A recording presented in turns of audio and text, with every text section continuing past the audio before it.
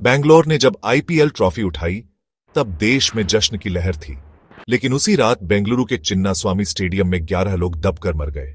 हां, बैंगलोर की जीत के साथ साथ मौत ने भी जीत दर्ज की। और अब फिर वही कहानी शुरू हो गई है। सवाल नहीं पूछे जाएंगे, सजा नहीं दी जाएगी और कुछ हफ्तों में सब भुला दिया जाएगा। Welcome to India, where lives are lost and no one cares. यह हादसा कोई एक्सीडेंट नहीं था। यह एक प्रेडिक्टेबल, प्रिवेंटेबल ट्रेजेडी थी। आयोजकों को भीड़ का अंदाजा था। पुलिस को क्राउड कंट्रोल की जिम्मेदारी दी गई थी। मगर हुआ क्या?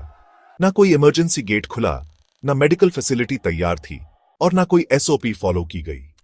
तो फिर क्या यह सिर्फ भगदड़ थी या एक सोची समझी लापरवाही का नतीजा? भारत में भीड़ में मरना कोई नई बात नहीं है। स्टैम्पीड में मौतें हमारे देश में आम है।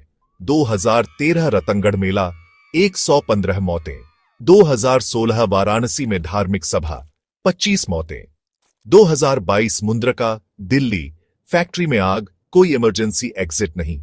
29 जनवरी 2025 प्रयागराज में महाकुंभ के दौरान हुई भगदड़ में 30 लोगों की मौत हो गई और 60 घायल हो गए।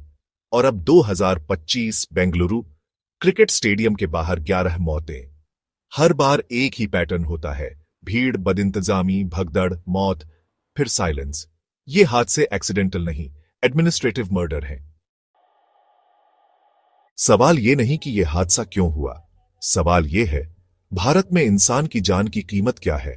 अमेरिका में ऐसा हादसा होता तो रेजिग्नेशंस आते, अकाउंटेबिलिटी फिक्स होती। मगर भारत में 10 लाख रुपए मुआवजा, एक इंक्वायरी कमेटी, 2 अफसर सस्पेंड, मगर जिन 11 परिवारों ने अपनों को खोया, ध्यान कोई नहीं खींच।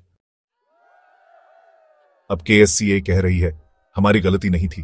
पुलिस कह रही है हमने क्राउड कंट्रोल किया। इवेंट ऑर्गेनाइजर्स कह रहे हैं हमें अंदाजा नहीं था इतनी भीड़ आएगी। मतलब हर बार की तरह कोई जिम्मेदार नहीं है। लेकिन एक सवाल तो बनता है, अगर ये 11 लोग आपके मंत्री या अफसर के परिवार से होते, क्या तब भी आप एसओपी भूल जाते?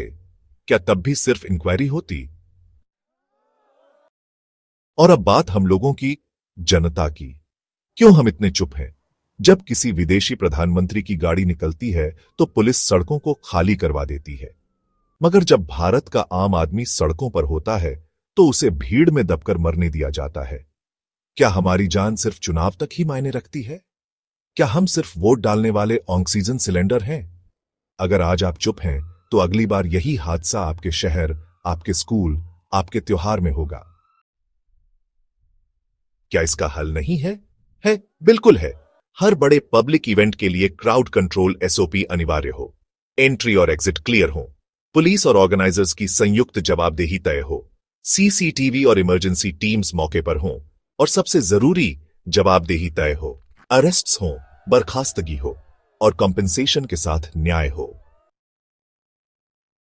ये वीडियो सिर्फ एक ट्रिब्यूट नहीं, एक सवाल है उस सिस्टम से जिसने 11 लोगों को मरने दिया।